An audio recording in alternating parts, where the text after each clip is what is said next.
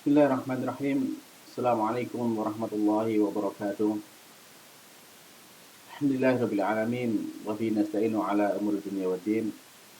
Wassalatu wassalamu ala asrofil anbiya wal mursalin nabiyina Muhammadin wa ala alihi wa ashabihi ajma'in. Amma ba'd. Ma'asyiral muslimin, para pemirsa yang dimuliakan Allah Subhanahu wa taala. Alhamdulillah kita bersyukur kepada Allah Subhanahu wa taala pada kesempatan kali ini Allah Subhanahu wa taala masih memberikan banyak karunia kepada kita semuanya hingga kita bisa bertemu kembali dalam upaya kita membekali diri kita dengan bekal yang berharga untuk menyambut datangnya bulan Ramadan, yang mana kita membekali diri kita menyambut bulan Ramadan ini dari kitab Bulughul Maram karya Al-Imam Al-Hafidz Ibnu Hajar Al-Asqalani rahimahullah ta'ala. Dan insyaallah dalam mengambil bekal ini kita akan mengambil faedah-faedah ilmu dari apa yang disampaikan oleh Fadilatul Syekh Muhammad bin Shalih Al-Utsaimin dalam kitab beliau yang berjudul Fathu Dzil Jalali wal Ikram fi Syarhi Bulughil Maram. Pada pertemuan yang lalu sudah kita sampaikan pengantar dari beliau, yaitu dari Syekh Utsaimin dari kitab Usyam di kitab Bulughil Maram ini. Dan pada kesempatan kali ini, insya Allah kita akan langsung masuk kepada hadis-hadis yang disampaikan oleh Al-Imam Al-Hafidz Ibnu Hajar Al-Asqalani dalam kitab beliau, kitab Bulughul Maram di kitab Usyam atau pembahasan tentang puasa ini. Baiklah para pemirsa yang dimuliakan Allah Subhanahu wa taala, langsung saja kita masuk ke dalam kitab. Yang mana di dalam kitab Al-Imam Al-Hafidz Ibnu Hajar Al-Asqalani memulai pembahasan tentang puasa ini dengan sebuah hadis yang menjelaskan kepada kita tentang larangan untuk mendahului bulan Ramadan dengan puasa 1 atau 2 hari sebelumnya. Baiklah kita baca apa yang disampaikan oleh beliau. Qala al-Imam Al-Hafidz Ibnu Hajar Al-Asqalani rahimahullah ta'ala an Nabi Hurairah radhiyallahu anhu qala Rasulullah sallallahu alaihi wasallam la taqaddamu ramadhana bi shaumi yaumin wala yaumain illa rajulun kana yasumu shauman falyasumhu muttafaqun alaih.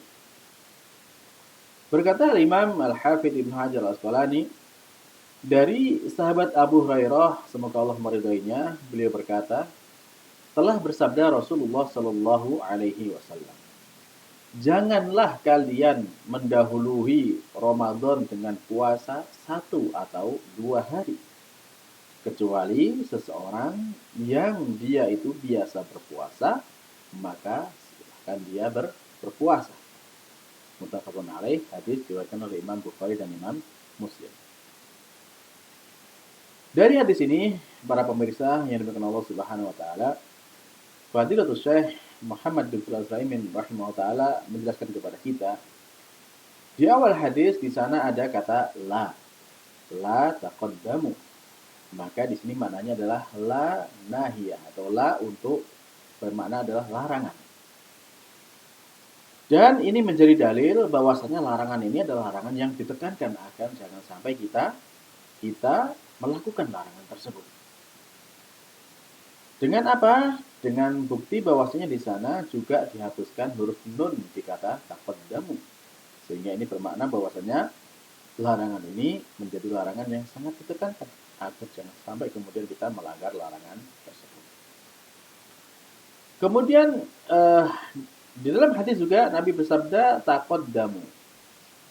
Kata taqaddamu di sini ini sebenarnya adalah bentuk fi'il mudhari', yang mana di sini dihapuskan salah satu huruf ta yang ada di depannya, karena kata asalnya adalah tataqaddamu.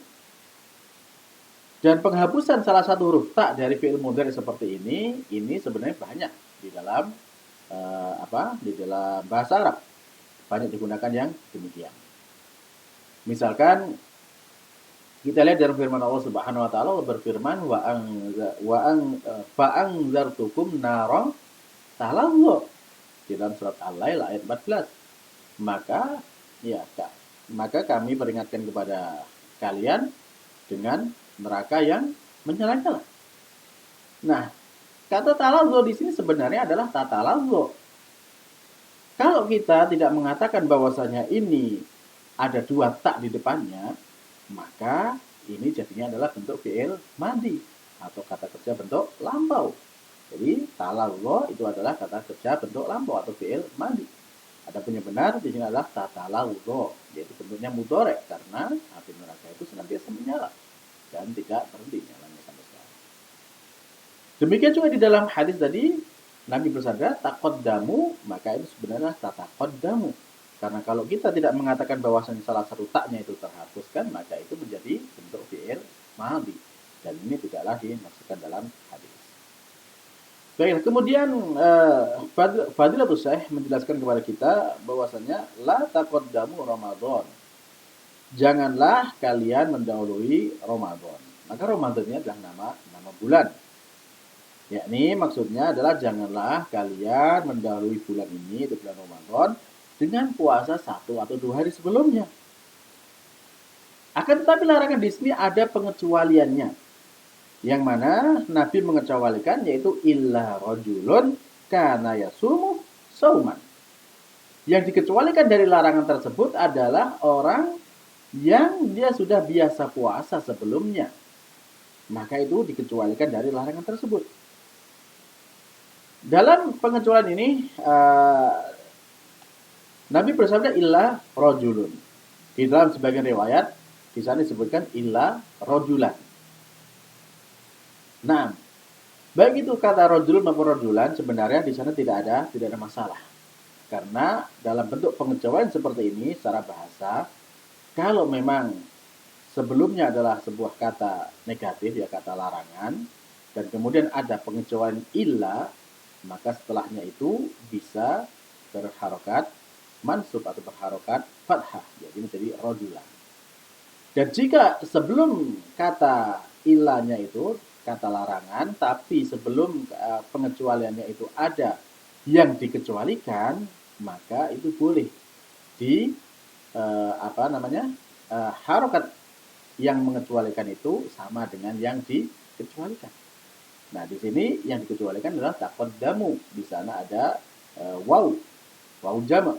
Maka kemudian dalam posisi rafa, nah, maka kemudian yang mengecualikan adalah illa rajulun, ini juga sama dalam posisi rafa juga atau dalam posisi dhammah di sini. Maka ini tidak ada masalah baik itu dibaca rajulun ataupun rajulan secara bahasa adalah tidak masalah. Baik.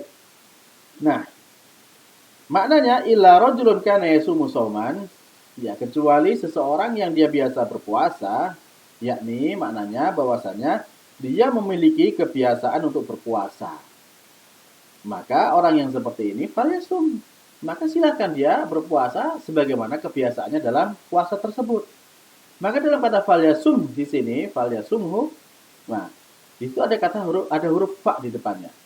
Fa-nya ini fa yang terkait dengan lam fal. Nah, lamnya di sini adalah lam amr, lam perintah. Maka ini memberi makna bahwasanya makna yang di sini adalah maknanya ibahah, makna boleh. Kenapa demikian? Karena ini berhadapan dengan sebelumnya ada larangan. Dan ketika sebelumnya ada larangan kemudian diikuti dengan perintah, maka perintah ini menunjukkan perintah yang boleh. Jadi bukan perintah yang wajib.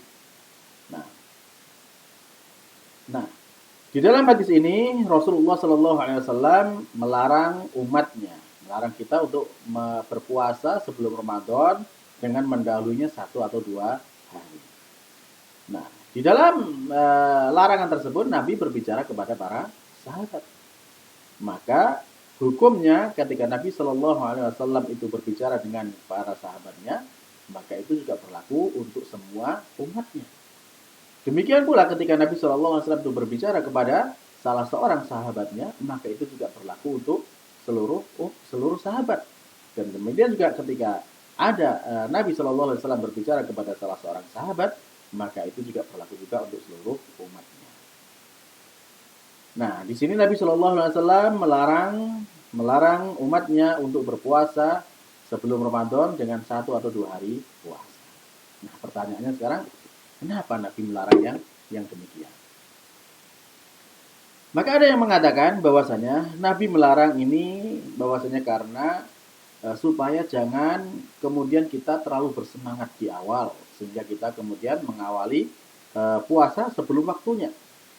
Dan akibatnya apa? Akibatnya nanti ketika kita sudah sampai di pertengahan atau akhir Ramadan, kita merasa kecapean atau kelelahan sehingga kita kemudian malas untuk berpuasa. Nah, alasan yang seperti ini menurut Syaikhul Utsaimin bahwasanya ini juga tidak tepat. Ya, tidak tepat, ada cacatnya. Karena kalau demikian maka tentunya larangan berpuasa lebih banyak dari 2 hari tentu lebih dilarang lagi. Misalkan puasa setengah bulan atau puasa ya dari awal bulan Sya'ban tentu lebih dilarang lagi. Nah, karena itu akan semakin memberatkan di bulan Ramadan. Padahal hadis ini saja menunjukkan bahwasanya boleh kita berpuasa sebelum itu, ya, sebelum dari 1 atau 2 hari yang memang itu memiliki kebiasaan puasa, maka itu boleh. Nah, maka tidak tepat alasan tersebut. Kemudian alasan yang lain yang disampaikan bahwasanya mengapa Nabi melarang yang demikian? Ya, supaya bisa dibedakan antara apa? Antara ibadah sunnah dengan ibadah yang wajib. Harus dipisahkan mana ibadah sunnah dan ibadah yang wajib. Maka alasan yang demikian juga kurang tepat. Karena apa? Karena kalau memang itu adalah alasannya, tentunya maka larangan ini harus diberitahu secara umum, tidak secara khusus. Tetapi dalam hadis ini, ya yang dilarang hanyalah orang yang tidak memiliki kebiasaan puasa. Adapun yang memiliki kebiasaan puasa, maka dia tidak dilarang untuk berpuasa pada hari tersebut. Nah, kemudian ada juga yang mengatakan bahwasanya sebabnya mengapa kok Nabi melarang yang demikian, ya supaya manusia itu jangan kemudian dalam menjalankan ibadah ini menjalankannya dengan hati-hati, mengambil kehati-hatian. Maksudnya hati-hati apa? Oh, jangan-jangan hari ini sudah masuk Ramadan, maka saya puasa dulu lah gitu. Dengan harapan apa? Dengan harapan nanti puasanya lebih sempurna, lebih bagus lagi. Ya, karena dia sudah mengawali Ramadan 1 atau 2 hari sebelumnya. Nah, ya kenapa kok harus didahului? Ya supaya kita lebih sempurna, lebih baik lagi puasanya. Karena kita tidak khawatir ketika misalkan ternyata nanti di awal kita terlambat memulai puasa Ramadannya. Ini alasan kelompok yang ketiga. Adapun alasan yang keempat ini disampaikan bahwasanya ada agar jangan sampai kemudian ada anggapan bahwasanya syariat yang diajarkan oleh Rasulullah SAW itu tidak tepat atau tidak bisa dilaksanakan. Apa itu? Rasulullah SAW mengajarkan kepada kita untuk mengawali bulan Ramadan itu ditentukan dengan apa? Dengan melihat hilal. Ya, dengan melihat hilal. Nah, adapun jika ada orang yang kemudian menganggap bahwasanya boleh mengawali puasa Ramadan sebelum terlihatnya hilal atau 1 atau 2 hari sebelumnya, maka ini seakan-akan menjadikan ya apa yang diserahkan Nabi itu tidak layak untuk digunakan karena dia boleh mendahului hal tersebut. Maka menurut Fadil Syekh Utsaimin bahwasanya yang mendekati kebenaran ya alasan yang ketiga dan keempat ini. Adapun alasan satu yang kedua itu belum tepat, belum bisa diterima. Baiklah para pemirsa yang Allah Subhanahu wa taala. Sehingga dari sini pula ada sebenarnya alasan yang lebih kuat dari itu semuanya. Yang mana alasan yang paling kuat kenapa kita tidak berpuasa 1 atau 2 hari sebelum Ramadan? Iya, karena memang demikianlah Rasulullah melarang kita. Jadi kita tidak berpuasa ini kenapa? Karena menjalankan perintahnya Allah dan juga perintahnya Rasulullah. Atau kita meninggalkan larangannya Allah dan larangan Rasulullah SAW.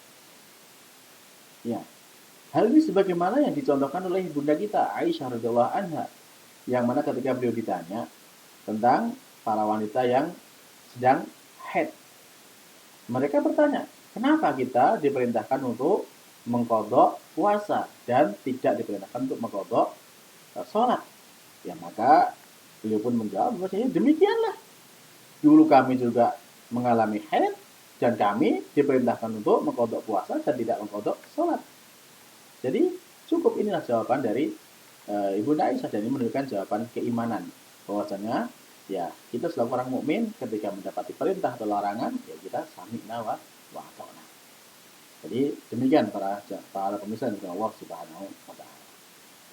Nah, kemudian Fadilul Syekh Muhammad bin Shalih Al-Utsaimin menyampaikan kepada kita beberapa faedah yang di sini di dalam kitab ini ada sekitar 7 faedah yang bisa kita ambil dari hadis yang pertama dari kitab Siyam di kitab Bulughul Maram ini.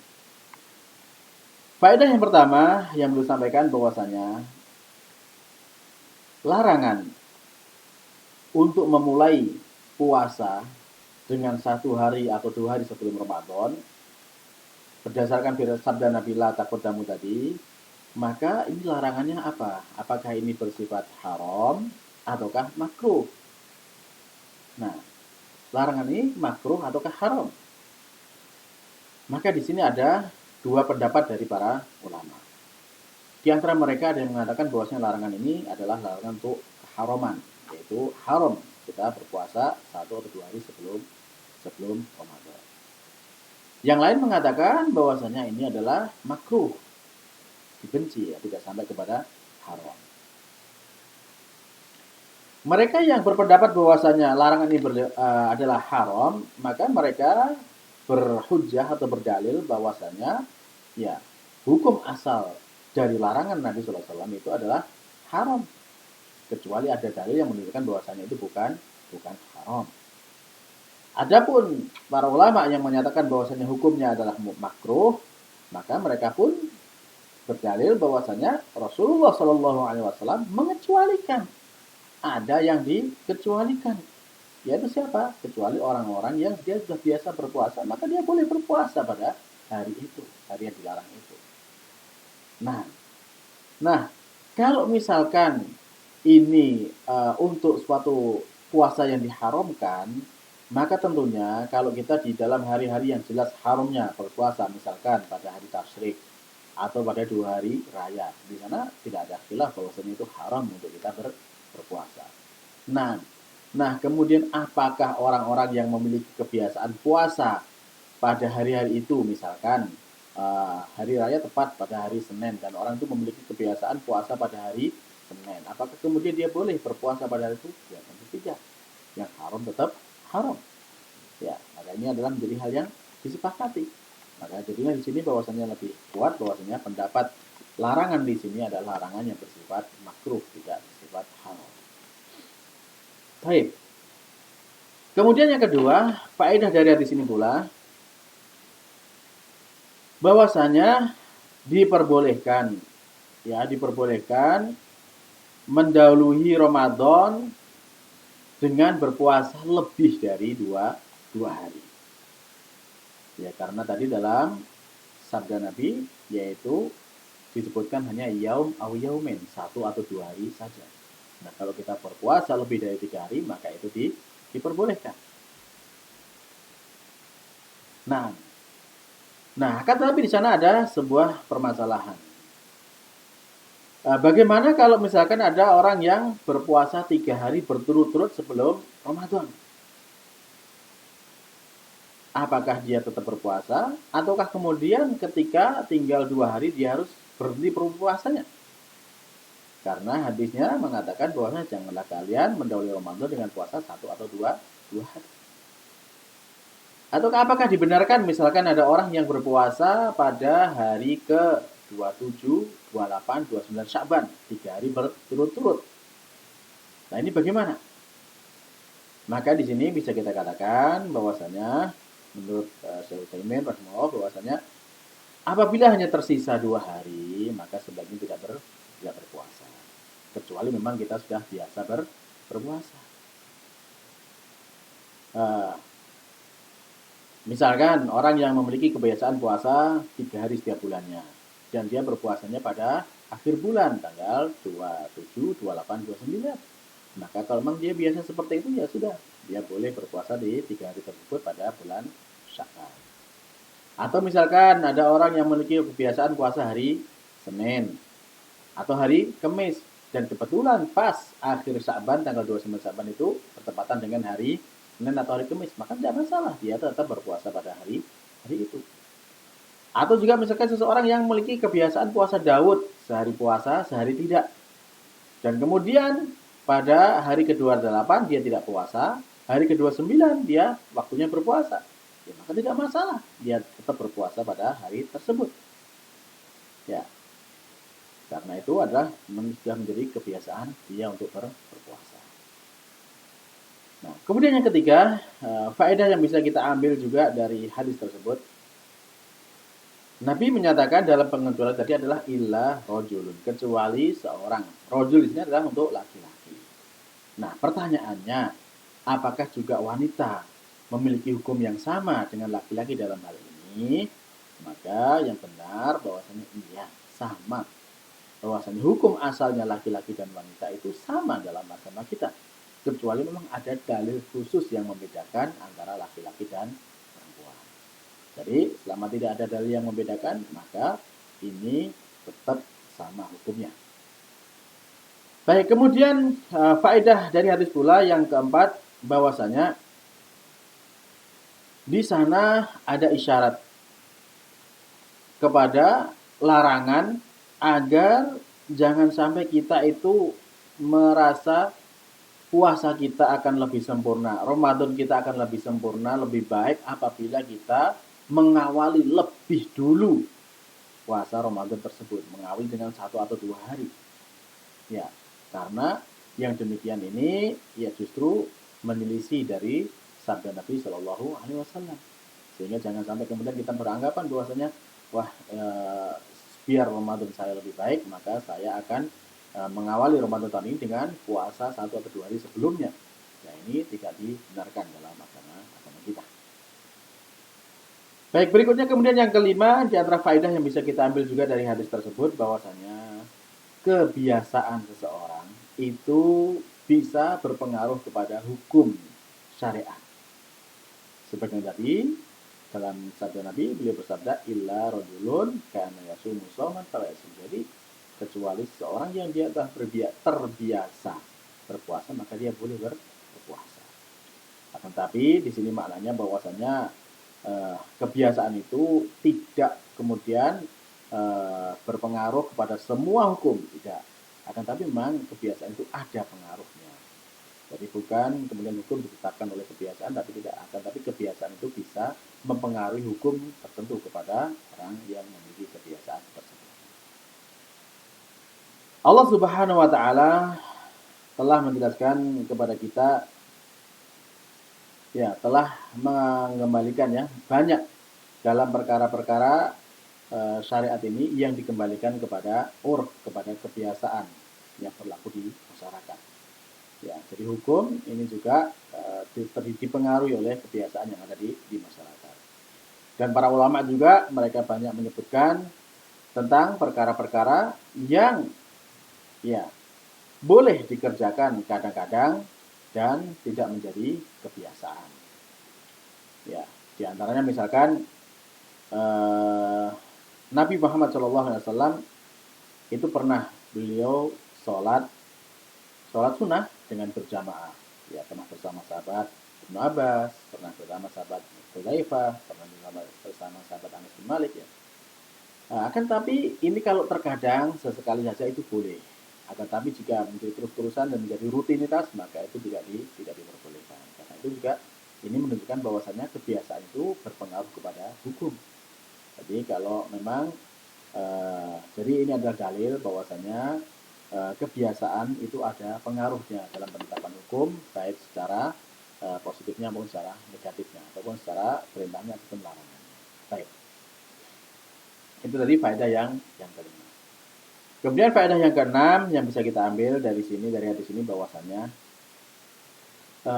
lafaz perintah dalam syariat itu terkadang menunjukkan makna yang boleh, ya, bukan menjadi makna yang harus atau wajib. Yang seperti ini juga telah banyak ya dalam hadis-hadis atau dalam dalil-dalil yang lain, baik Quran maupun dalam Sunnah, yang mana di situ ada kata perintah, tetapi hukumnya adalah boleh saja, bukan menjadi hukum yang wajib. Misalkan kita ambil contoh kapan? Pertanyaannya kapan perintah itu kemudian akan menjadi hukumnya boleh saja, tidak sampai kepada wajib, yaitu ketika perintah itu berhadapan dengan larangan. Jadi sebelumnya itu sesuatu yang dilarang, kemudian setelah itu ada perintah. Nah, maka perintah ini menunjukkan kebolehan dari larangan yang sebelumnya dilarang. Jadi perkara yang sebelum dilarang, kemudian ada perintah di sana, maka di situ menunjukkan kebolehan ya dari perkara yang telah dilarang sebelumnya. Nah, di dalam syariat misalkan kita bisa melihat di sana, misalkan Allah berfirman di dalam surat Al-Maidah ayat kedua, wa idza halaltum fastadu. Apabila kalian telah bertahallul atau selesai menjalankan manasik ibadah haji ataupun umroh, ya fastadu, maka berburulah. Nah, maka di sini ada perintah maka berburulah. Nah, kita berburu di sini ini ya berhadapan dengan larangan sebelumnya. Bahwasanya ketika kita sedang menjalankan ibadah ihram, maka itu kita dilarang untuk berburu. Nah, kemudian ini adalah sebuah larangan secara syar'i. Maka kemudian ketika kita sedang ihram, kita dilarang berburu. Dan apabila kita selesai dari manasik dan kemudian kita bertahallul, maka kemudian kita boleh untuk berburu, bukan menjadi sebuah yang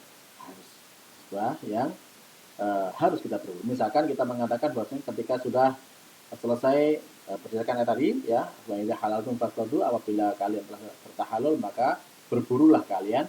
Nah, maka di sini kemudian ya tidak kita pahami bahwasanya setelah kita selesai menjalankan ibadah itu kemudian kita langsung mengambil persenjataan kita, mengambil senapan kita dan kemudian kita langsung berburu, langsung berburu burung di sana. Tidak demikian. Jadi maknanya bahwasanya perintah di sini adalah hukumnya boleh saja. Jadi kalau kita mau berburu setelah ihram maka itu tidak dilarang lagi. Itu maksudnya. Ya, ini karena tadi berhadapan dengan larangan. Sebagaimana misalkan juga ketika di dalam surat Al-Jumu'ah misalkan di sana Allah berfirman fa idza qudiyatis shalah fantashiru fil ardh. Maka bila salat telah selesai dilaksanakan, ya maka menyebarlah kalian di muka bumi. Ya, ini juga menunjukkan adanya kebolehan, bukan menjadi sebuah kewajiban. Karena apa? Karena sebelumnya di sana ada larangan. Larangan bahwasanya ketika kita sedang waktunya sholat Jumat, kita dilarang untuk berjual beli, dilarang untuk bekerja. Maka kemudian setelah selesai sholat Jumat, maka kita boleh. Bukan harus kemudian tidak dipahami bahwa setelah selesai Jumat maka semua harus pergi menyebar kemana. Ya, bagi yang mau untuk terus beribadah di masjid ya tidak masalah. Maka itu boleh. Itu tadi secara syar'i bahwasanya memang demikian, bahwasanya ketika ada sebuah perintah yang itu sebelumnya ada larangannya, maka itu bermakna perintahnya adalah bermakna kebolehan. Dan ini juga berlaku dalam secara urf, secara kebiasaan di masyarakat juga demikian. Misalkan bagaimana? Misalkan ada seseorang yang dia itu ingin bertamu, minta izin masuk ke rumah seseorang.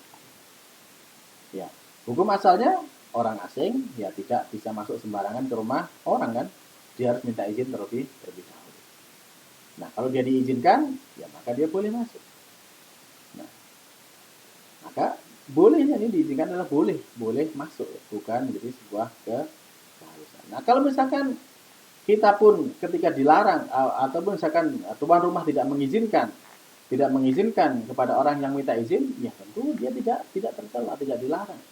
Ya maksudnya bahwasanya yang tuan rumah tadi tidak kemudian dicela karena dia tidak mengizinkan orang lain untuk masuk ke rumahnya. Ya, dan juga dia tidak tidak digunjing karena hal itu atau tidak dibully karena perbuatan yang seperti itu. Ya mungkin dia punya hajat di rumahnya sehingga tidak mengizinkan orang asing untuk masuk ke rumahnya.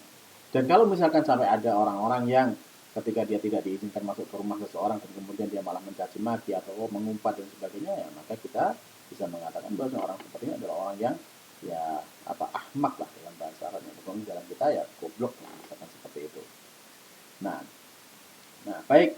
Jadi perintah tadi bisa dipahami baik secara ketika ada perintah yang sebelumnya ada larangan tentangnya, maka di situ bisa dimaknai secara bahwasanya itu adalah maknanya kebolehan, bukan sebagai perintah yang wajib, baik itu secara syar'i maupun secara urf, secara kebiasaan. Nah, kemudian yang ketujuh, faedah yang bisa kita ambil pula dari hadis yang pertama ini tentang larangan puasa 1 atau 2 hari sebelum Ramadan, maka di sana menunjukkan akan lemahnya hadis dari sahabat Abu Hurairah radhiyallahu anhu yang diriwayatkan oleh para ahli sunan, yang mana di sana disebutkan bahwasanya idzan tasafa Sya'ban fala tasumu, apabila telah lewat nisfu Sya'ban, separuh bulan Sya'ban, maka janganlah kalian berpuasa. Nah, ya, hadis ini adalah hadis yang dhaif yang diingkari oleh Imam Ahmad. Adapun sebagian ulama yang mengatakan hadis ini sahih atau menghasankannya dan mengambil ini sebagai dalil, ya maka sesungguhnya ya puasa itu dan kemudian mereka pun mengatakan bahwasanya makruh kemudian kalau kita berpuasa dari tanggal 16 Sya'ban sampai akhir Sya'ban, maka itu hukumnya makruh. Ya. Adapun yang benar bahwasanya puasa 1 hari atau 2 hari sebelum Ramadan itu hukumnya adalah makruh. Adapun puasa sebelum itu maka itu tidak makruh. Ya. Ya, demikian ini penjelasan dari Fadilul Syekh Muhammad bin Shalih Al Utsaimin dari hadis yang pertama dalam kitab Siyam di kitab Bulughul Maram ini.